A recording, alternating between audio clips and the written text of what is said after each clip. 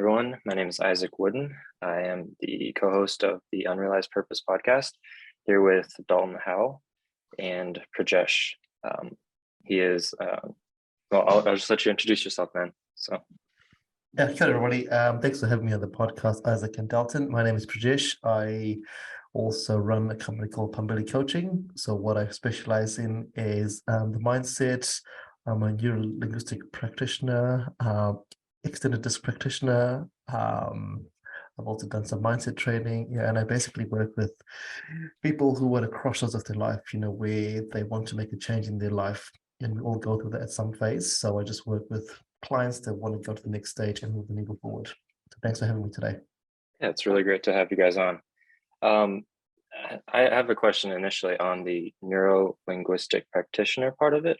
What exactly is that for people that have no idea? A lot of big words right there. I'm glad you asked that question. So a lot of you would have seen on Instagram or on Facebook or on social media, NLP, this, NLP, that, and you're like, what the hell does NLP actually mean? So NLP stands for neuro-linguistic programming. So if we break that down, so neuro is the brain, linguistic is language, and programming is what happens. So with this training here, what we learn to do is we look at the language patterns, and every one of us has a language, and our language dictates the way we're thinking.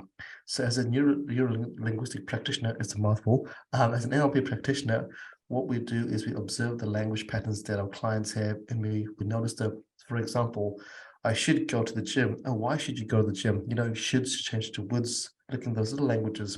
There's those patterns, but those patterns that all come from somewhere. So we try and delve into where those patterns have come from, and we go forward from there. So language means a lot. Okay. Yeah. So being more intentional with speech to Totally. build a better mindset. Is that Totally. correct? Yeah, totally. And also becoming aware from where that language pattern comes from. So it might be historic, it might be around the people that you hang around with, it might be the things you read, it might just be your culture. And once you become aware of that, that's when you can go, oh, wait a minute, why am I saying this and why am I actually thinking this? Thoughts become words, so we try and reframe that. Okay. How long you've been doing this for?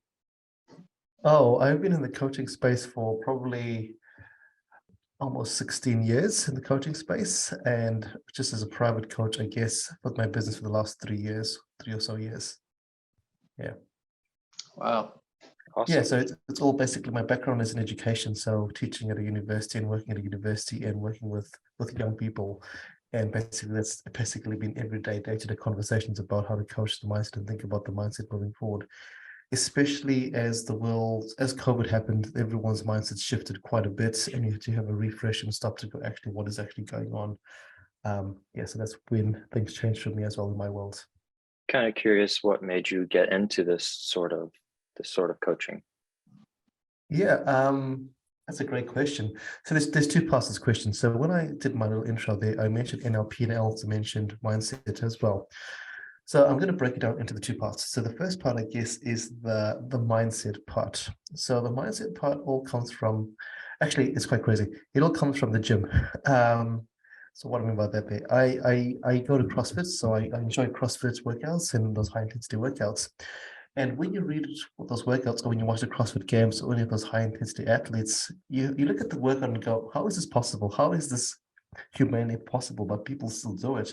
And when you start talking to people, it's actually about the mindset they have about that actual workout. When you see doing 150 thrusters or all those crazy workouts, you're never going to do it. You're never going to do it. It's just like physically impossible.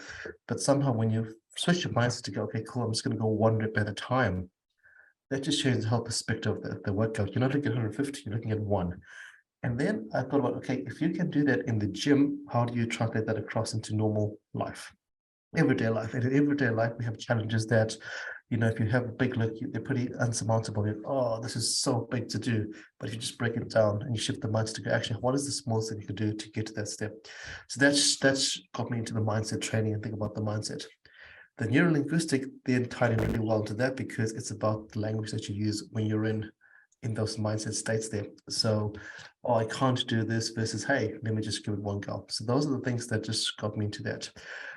But at the end of it all, so those are the two things. But end of it all, it's just working with people and seeing how a conversation as a coach can actually change their lives.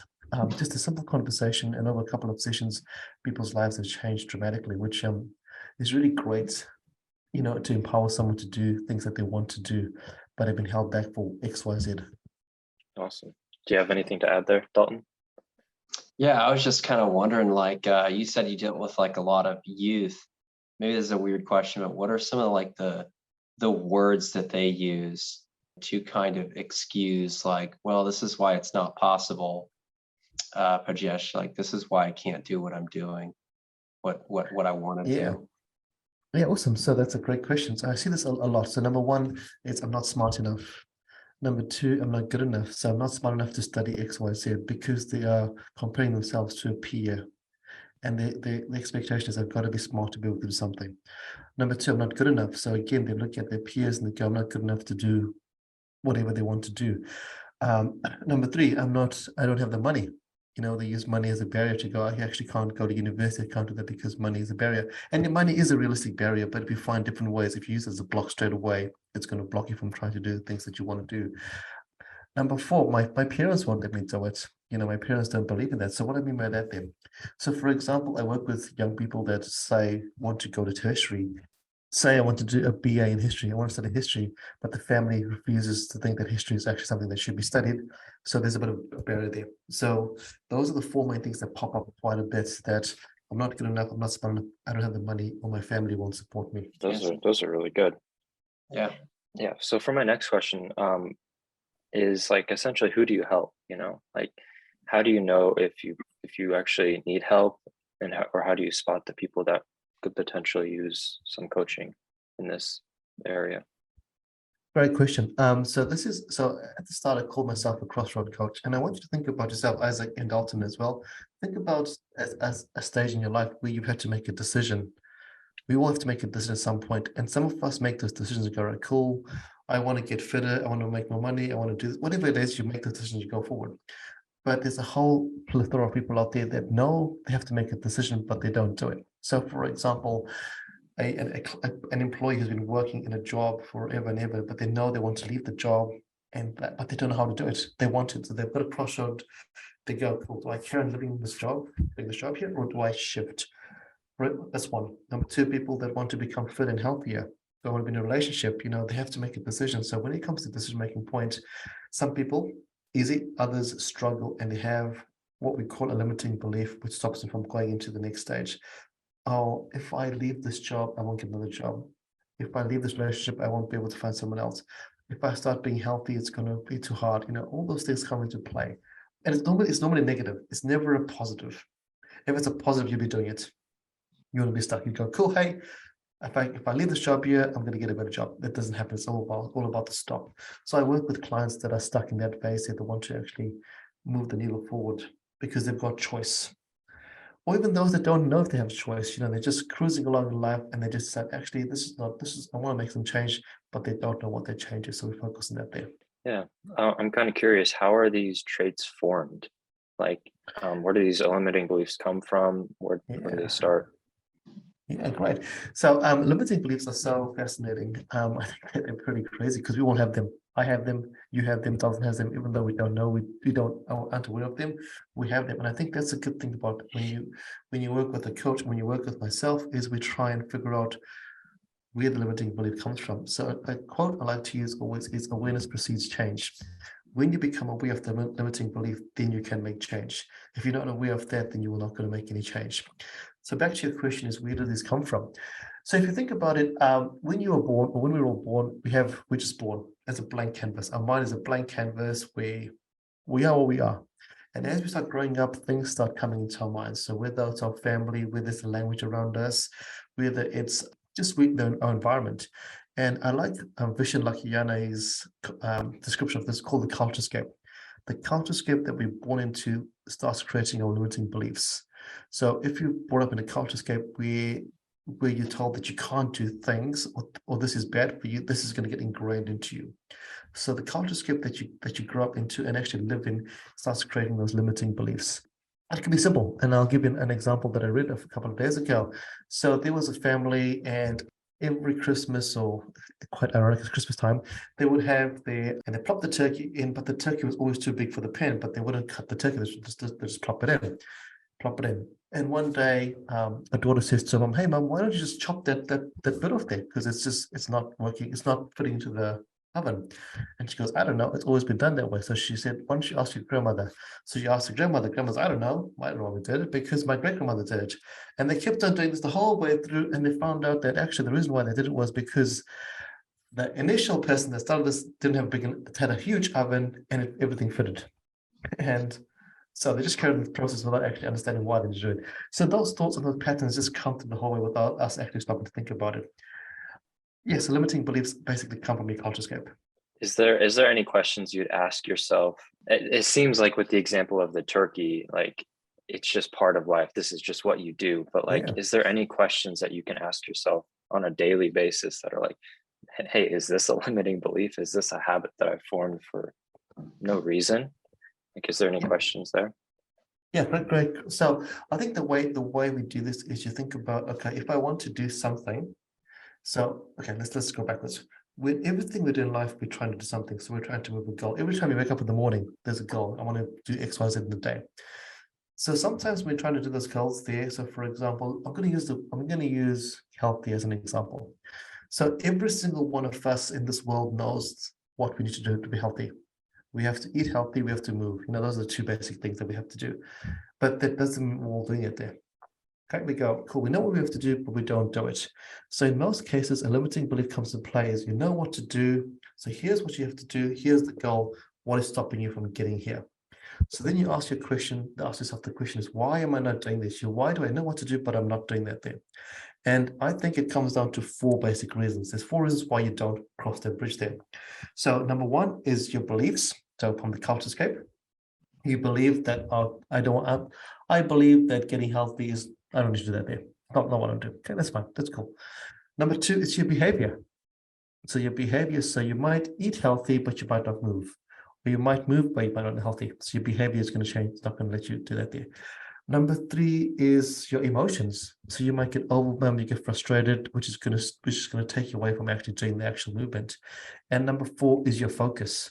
So what are you actually focused on? So for example, being healthy, cool, you know what you've got to do, but your focus is on maybe watching TV. Your focus is on maybe hanging out with friends. Your focus may be having a good time. Those are your focuses. So your lack of focus is going to stop you from that. So your limiting belief, you identify the limiting belief by asking yourself the question is, what is actually stopping me? And then you go, is it going to be a belief? Is it a behavior? Is it an emotion, or is it lack of focus? And those are your four questions that you ask yourself. Yeah, for me, it's like it's an abundance of cupcakes for me. I tell you, the eating healthy. No, I'm just messing. Totally. Yeah. Why not, hey? It's the cupcakes in the store. That's what gets me. No, I did have a question, and then I was listening, and I forgot it. With your youth, when you're specifically talking about youth, what are some of the more real things that they come up with that, how do I put this? I don't want to say that it's an actual roadblock, because I think any roadblock can be surpassed. But what are some of the things that are like the roadblocks that really have stopped somebody from going forward? And then a follow-up question would be to that. It's like, what's the best way to address something like that to where you can move forward? Brilliant. Fantastic. And I'm going to answer this question by saying this is not just youth, but I think a lot of us have this block here. And the block is those crazy two words, what if? And it's a what if with a negative statement. So with young people that I work with, what if I make no friends? What if I get lost? What if I don't understand? What if I lose money? What if people don't like me? What if someone takes a picture of me that doesn't look very glamorous? Those are real conversations that I have with young people. And if you think about that, ask yourself the question, Dalton and Isaac as well. How many times have you asked yourself, what if, but never in a positive way? We never go, what if this is amazing? It always starts off with a negative, unless our mindset is switched to go, hey, let's shift it to a positive what if. So how do you then get over that? So this is something I learned from the amazing Jay Shetty, who takes the what ifs. So you go, what if, and then whatever the negative statement is, what if, blah, blah, blah, okay? So Jay Shetty teaches us this amazing, simple tool. So you take a what if and you make it the worst possible thing in the whole wide world. So, for example, let's do an example here. Who should I use? Dalton or Isaac? Let's go with Dalton because you asked the question. You asked the question, right? So, Dalton, let's think about a scenario. Give me a scenario that you would like to change in your life, and you think something bad is going to happen, or something that you want to do, but you're not doing it because you have a bit of a block, because you just think you have a negative thought about it. Investing in stocks. All right, cool. Investing in stocks. Okay, cool. Awesome, cool. So, investing in stocks. Dalton, what is the worst thing that could happen to you in your life? If I think about investing in stocks, but also in life. What's the worst thing that can happen? In life for you. I guess I could fall seriously ill. Yep. And what's worse? What's worse than that? I guess death, you could say. Yeah, the death. Okay, death. So if we're going to draw a line, and I want you to put death at number 10, with the most possible thing to happen in your life, and 0 being the least possible thing to happen in your life. Let's talk about investing in stocks. If you invest in stocks and things fail on a scale of 0 to 10, with 10 being death, we would invest in stocks for? It's a good question. Whew. I don't know. I think I'm just kind of taking a shot in the dark. Maybe 3, 2. Maybe 3. All right, 3 or 2. So if you look at that there, investing in stocks is a 3 or 2. Worst thing in life that can happen is a 10. So investing in stocks, yeah, it's not too bad. If things don't work out, it's not the worst that could happen. But how do you mitigate that? We learn about how to actually work through stocks, and that's a different way of training. But if you break it right down and go, actually, hey, wait a minute, it's only a 3 compared to a 10. It's not that bad, is it?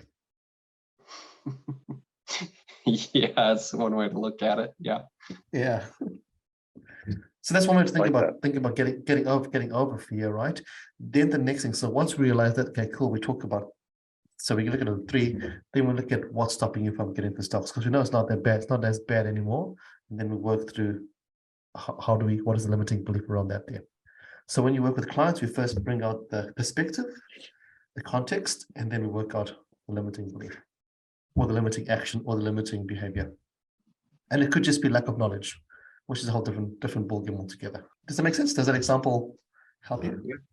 Yeah, it does. Yeah, it kind of brings you back to like, okay, well, if you don't do it, you're never going to do it. So, then you'll live your life out and you won't, ever succeed. Probably the biggest fear there is like, obviously anybody's fear is like, okay, I'm going to invest this money and then, I'm going to lose it and I'm going to have to work hard again and make it back up and then try again. Yeah, if you don't, it's just going to dwindle away. So yeah, the other thing, so in these scenarios as well, with the what if scenarios as well, is obviously investing in stocks is something that you're interested in, or something that's come up for you, and then you think, okay, if is this just going to percolate in my mind the whole time?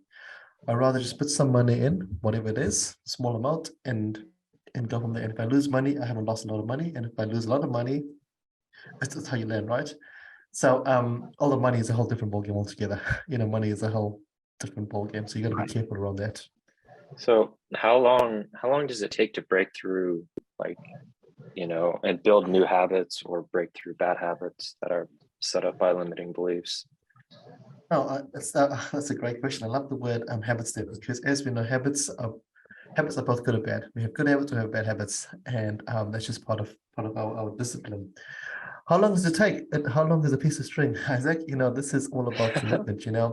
I have some clients that are committed straight away. We work through a couple of sessions and then they start changing, and others are not accountable at all. They just don't do it because they don't believe in it. So we have to break that right down. It all comes down to that key phrase, consistency. If you're consistent, things will start changing. But if you're not consistent in any behavior, so even it's doing the most simplest thing, and I'm going to go back to our example of being healthy. Our most simplest thing is even if you do 1 press up a day, then 2 press ups a day, just being consistent with that habit there. Drinking water every day. Or if you are of a negative mindset, one of the tools I use with my clients is journaling. If you journal every single day, things start changing, and you don't have to journal for 5 hours. So one tool that I use is just journal for 3 minutes a day. What you got to do? Put a clock for 3 minutes, and even if you write 1 word, that's fine. If you write 500 words, that's fine. But 3 minutes is what you need. So it's those simple tasks, and I think a lot of us, I think we have to make massive change. We don't have to do that. We just do small changes every single day. That's going to help us move forward. in whatever the sphere is you're working in. It's something I was thinking about the other day. It's like if you want to make massive change, you have to make slow change. And I think you literally just said that, but it was something that was going through my head because like there's a lot of things that I want to improve on in my life, but you get those days where you're like super motivated and then you feel that motivation die off. So is there anything you would tell people that want to make big change, but they're afraid of not following through? Is there anything there? Yep, got it. Simple. And I love how you use the word motivation. So a lot of us rely on motivation. You know, how many times have we heard the saying, "Oh, when you're motivated, you'll do it." It's when you're motivated, you'll do it. But as you said, motivation ebbs and flows. You know, some days when you're motivated, you can do everything in the whole wide world, and the next thing you're not motivated, you stop doing it. But just being consistent, you know, just what I tell people to do is just think about what's realistic for you. You know, what is realistic for you? So if you have never written a journal before, don't say I'm going to write 10 pages tomorrow, because you're not going to do it. If you have never run a marathon before, don't say you're going to run 10Ks tomorrow, because you're never going to do it. If you have never eaten healthy before, don't say I'm going to go on a juice diet from tomorrow, and it's not going to happen. If you've never invested before, you're not going to invest $100,000 in the next day. So you got to work on what's realistic for you, but you've got to move forward. And one of the key things about moving forward, though, is to have someone to keep you accountable. And why do I say someone? Because at the start, we are our own worst enemies. You know, we are our own worst enemies, and we'll always find excuses. Oh, it's cold today. Oh, you know, I felt like a chocolate today. Oh, whatever the reason is, you know, I don't feel like investing today, whatever it is. But if you have someone who has no emotional attachment to you, and that's key, because when you have someone that has got emotional attachment to you and they say to you, so for example, if it's your partner or your parents, it's going to be a personal attack. We see, you know. So for example, if Isaac, I say to you, hey, we're best friends, I say, Isaac, why aren't you doing this? You're like, oh, stop picking on me. But if it's a random person who is your coach or someone that goes, hey, Isaac, why have you done this? Oh, you're less likely to go, oh, this is a personal attack. It's actually looking at the thing. So getting someone that initially at the start, especially, you know, for the first month or so, someone that is not linked to you emotionally is going to push you to keep you accountable. And then later on, once you've got your pattern of behavior, then you can say, hey, my partner, hey, dad, hey, whoever it is, say, hey, this is what I'm doing, keep me accountable, as long as on the same pathway. I like that little shift from emotion to more of a coach, or maybe even would you consider a friend, maybe not like a super close friend, but someone that you know?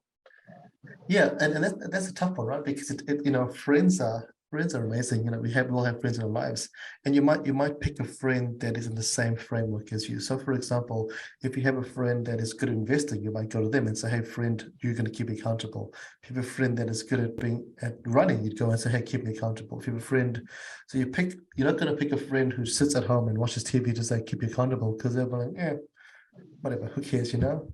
You're not going to pick a friend who's never invested in their life to say, hey, I'm going to help you. No, it's not going to happen. So you're going to pick those friends, all those people carefully. I like that. Yeah, that's pure gold right there. That's why we're here, right? Yeah. So there's a lot of negatives to like bad habits and stuff like that, but like what is the benefit, like the overall benefit to making these changes? Because some people are comfortable, you know. Yep. I like unhealthy food, so I'll just keep eating it. Yep. Why do I need to change? Because you don't see the downhill effects quite yet on yourself. You may see it on other people. So like, I don't know, what's the positive to change? Exactly. Cool. So and I like that, because you know, it's got to come from you. You know, it's got to come from you, and it can't. So, for example, if we use health, for example, you've got to understand why you want to be healthy. So, for example, you know, I've had a client who knew she had to be healthy, but she didn't know why she had to be healthy, because she was like, oh, the media tells me, or my friends tell me why I need to be healthy. And she was trying all these things, but kept on pulling off the bandwagon.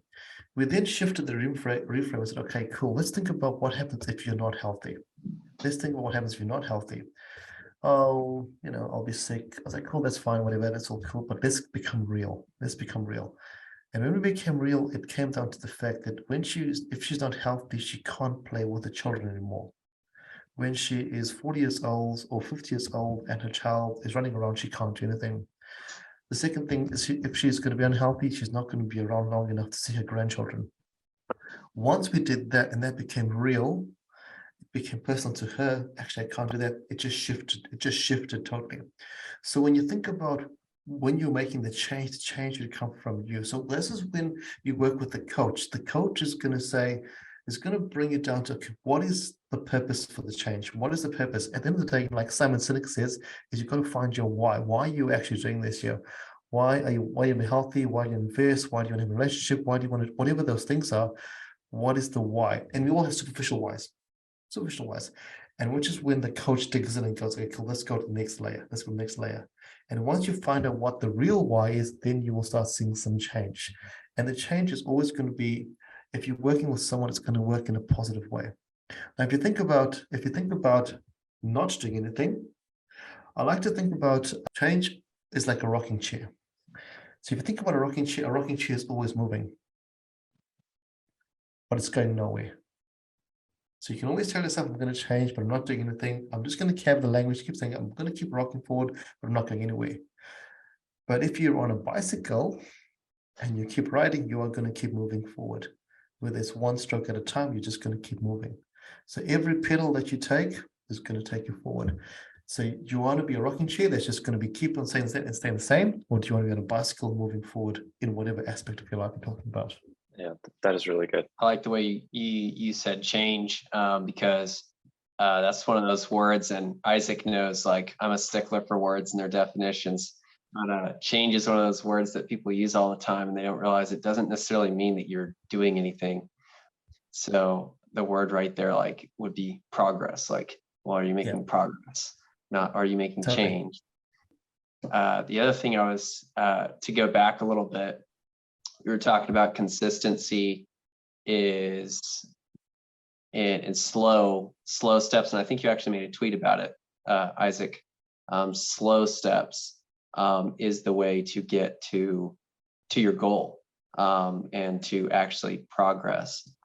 And I think one of the reasons why, we keep eating that, just an analogy, why we keep eating that Twinkie every day. It's like, well, because it's a slow step and we don't see the results of what it's going to do to us. And it works the same way. We consistently do bad habits. So we're going to have to turn around and consistently do good habits to contradict that and get back on track. I guess was kind of my thought through that. Yeah. And you're right, because like you said, Dalton, and like you said before, Isaac, is how long does it take? If you want change overnight, it's not going to happen. And if you're going to say, I want to change, if you want to, sorry, let's rephrase that. Change can happen overnight, but seeing the change is not going to happen overnight. So you can change your behaviors overnight, but actually seeing the change is going to take a long time. And we just have to have patience. And, as they keep on saying, trust the process. There's going to be days when you see nothing and you're like, oh, what have I done? You just got to keep moving forward, slowly but surely. Something that just came to my mind was, I feel like change is like grass growing. You don't ever see it, but you still have to cut your grass the next week, and some days the sun is out and it's really hot, and maybe the grass doesn't grow as much that day, but you're still gonna have to cut it in a week. So it may be slow, but it'll happen over time. And anyways, just thought there. I might make that into a tweet. That's fantastic. Yeah, progress is like grass growing, isn't it? Yeah. It's always happening. Do you have any morning habits that you do that help you? Some people have like affirmations that they do, or even just going to the gym in the morning help them. Do you have anything that you do, or maybe even a follow-up is that you recommend people do? Do you recommend morning routines? Yeah, I like that question, because this has been asked to me many times, and I think you've got to first ask yourself are you a morning person or not a morning person? So like we said before, you can't just change overnight. You've got to think about what you are like a person. And I have morning habits. I mean, I am a morning person, so I have started some morning habits. The reason why I think a morning is the best time is because if you live in a world where, again, it's all depending on your context. If you think about the morning, there's no distractions. The key thing though is this bad boy here is in the morning, don't look at that there. A lot of us, as we get up in the morning, we look at our phones and we go, who's messaged us, who's Instagram us, because we live in a global world at the moment. At the moment, this conversation is happening across the world. You're in the States, I'm in New Zealand. Our time zone differences are pretty crazy. So the key thing, I think, number one is don't look at your phone when you get up in the morning, because then you just get caught into that cycle there. I'll tell you my morning routine, and then we can go from there. So my morning routine is I get up, use the bathroom, blah, blah, blah, drink a lot of water in the morning. As soon as I get up, I drink a lot of water. And then I do meditation. So I do a 10-minute meditation, which is normally breathwork meditation. So it just gets me, there's no thoughts in my mind, so I can just focus on what I want with my breathing. I then do reading in the morning. So I try and read at least 20 to 30 pages in the morning and of whatever I'm reading at that time. It doesn't have to be a self-help book. It doesn't have to be a progress book. It can just be a reading, because reading is just great. I think it's great. And then I have a cold shower when I remember to do that, depending on what the weather's like. But I either start off with the cold shower or end up with the cold shower, and that's my morning routine. It's not a crazy routine. It's just simple things that I do. And then in the evenings is when I do a bit of journaling. But my journaling is what I do with my journaling is I focus on something called 5 wins a day. So at the end of the day, what I try and do is try and change my focus on, everyone has a shitty day or a bad day, and this is life, things happen. And at the end of the day, I want my last thoughts to be a positive thing. So I just write down 5 things in the day that were my wins, so 5 wins. But I also have a rule to that there. The 5 wins can't be the same every day. So I can't say the same thing every day for 5 days, because that's just easy, right? So when you start breaking it down and go, actually, every day you've got to find 5 different wins every day, you have to think about that, and that's going to shift your mind into a positive thought process. So those are my routines at the end and the start of the day. Do you guys have any routines? Let's flip the scripts.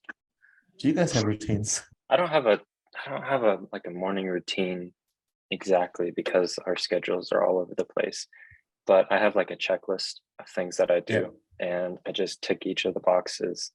And I mean, whether that's for client work or just life things, I'll have my reminder that comes up, and I'll do that. I'll hit the box and keep going. So it works for me, because some days we'll be up late because maybe someone, anyways, work schedule and stuff like that. So anyways, I work off of a checklist thing. So I'm very interested to hear other people's opinions. And I know you mentioned night. Some people are not morning people. Like, what would you recommend? I mean, obviously, we'll answer this. Follow for after he's done it. Yeah. What would you recommend for people that tend to stay up later, and maybe their thinking is a lot clearer in the evenings rather than the mornings? Yeah, I think that's a hard question to answer, because that's not my forte.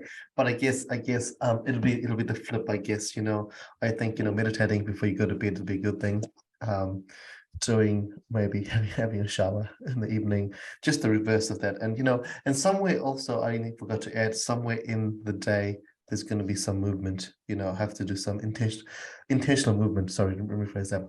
So we do move, but intentional movement is where you're actually moving because you want to move, as opposed to walking to the supermarket or walking whatever. It's just an intentional movement to go, hey, I'm actually physically moving because I need to move. That's part of my day every day.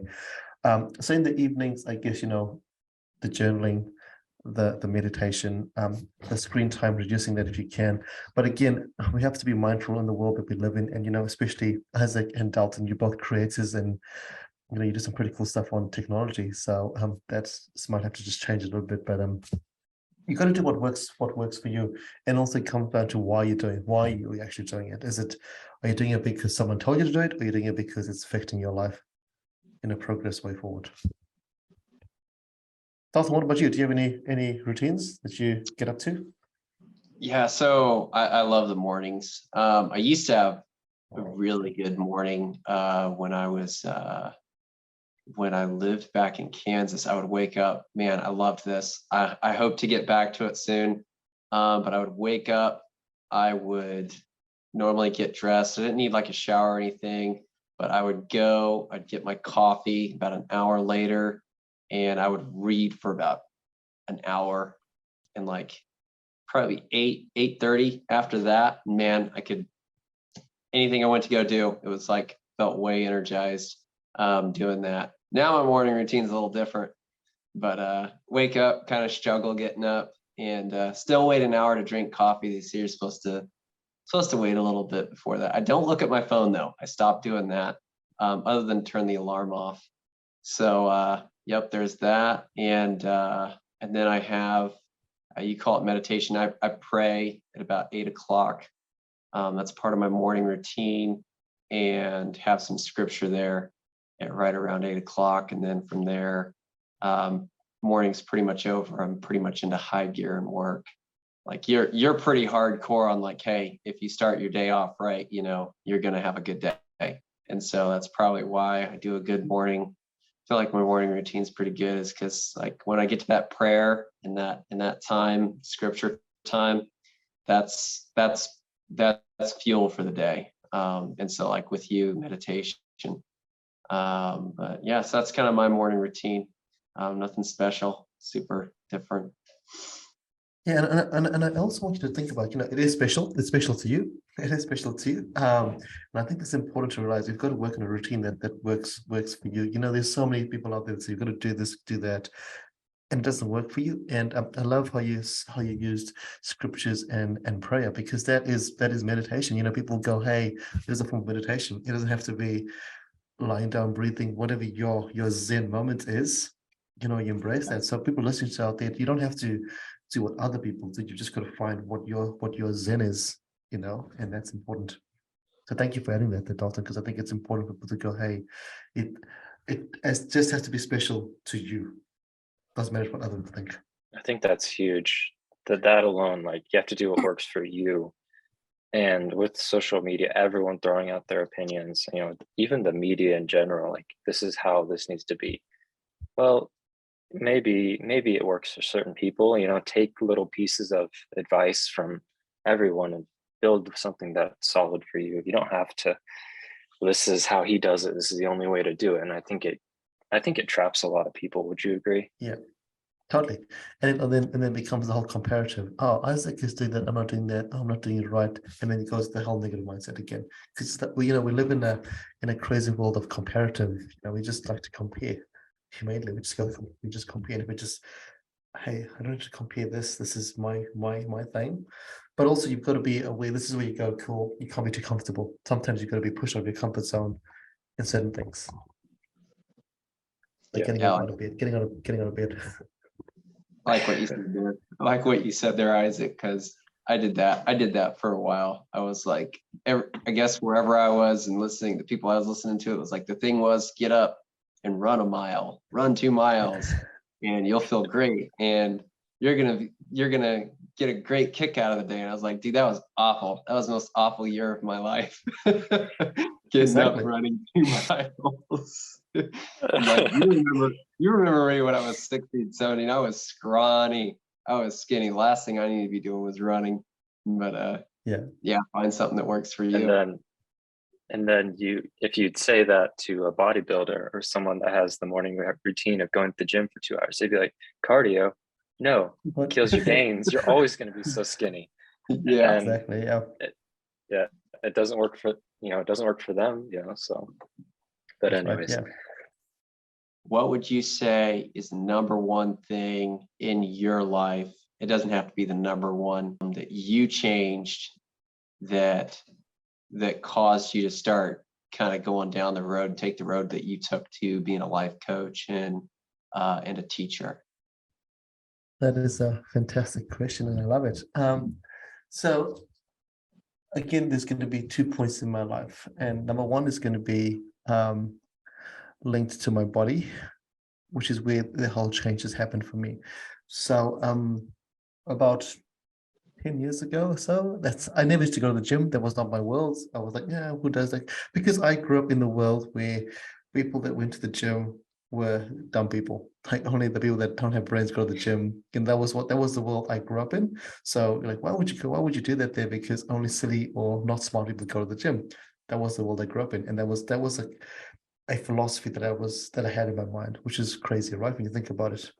But that's the world I grew up in. So about 10 years ago, so I started going to the gym, and I would go once a week or whatever, I paid my membership, I wouldn't hardly go. And then I got a personal trainer, and yeah, it was interesting because I would see him once a week. I would see him once a week and I would do nothing. So I'd go on Monday, do nothing for the week, go on Monday, do nothing. And again, I was like, oh, this is fine. I'm going to the gym once a week. Until one day he said to me, I'm not going to train you anymore. I'm done. And I was like, what are you talking about? I'm paying you the money. What are you talking about? There's nothing, I'm paying money. I'm from the gym. And he said to me, it's not about paying me the money. It's about you actually wanted to make change. And that hit me because I was like, actually, I was just ticking a box, and I was just ticking a box of going to the gym, and I was paying him money because I thought the money was what he wanted. And he said, unless you want to actually make change, I don't want to see you anymore. And that blew me away because I was like, wow. And that's when I started to change. This person here actually wanted to see me change. And when I got to know him, this is where the whole training and teaching came into me, because it wasn't about the instant goal and of the money. It wasn't about money. It wasn't about money. It was about seeing a client success, succeeding. And that changed my whole mindset about actually why people do these things here. Second thing is in my actual work is I work with tons and tons of young people, and over the last few years, tons of clients. And just what changed for me was the conversations. And I have written this down here because this is something that it's my mantra, basically. In a lot of conversations, we all have thoughts.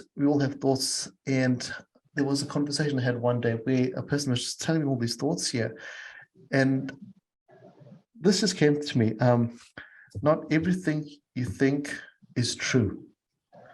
And when I got that not everything you think is true, it made me realize, actually, wait a minute, I've got all these thoughts here, which I have told myself, and I've told myself they're true, and others that have the same thoughts which they tell themselves are true, but actually they're not true. Not everything we think is true. And when those two realizations came to place, I was like, actually, this is how I wanted to make some change.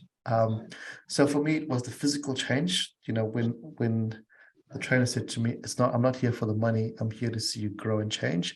And the second one was when I was having this conversation, and it came out saying, not everything you think is true, was my two catalysts for change. I hope that answers your question there, Dalton. It does. That's great. I love that. Yeah, and I think this is where when someone says to me, why do you want to be a coach? Is it because you want to make money or blah, blah? It's not about making the money. At the end of the day, the money is a bonus. It's about seeing the success and the change that you can have for people, whether they're a young person or an old person. I have one client who just blows me away. If you don't mind me sharing the story here. She came to me about 2 years ago. She is an amazingly accomplished musician, but she was not practicing.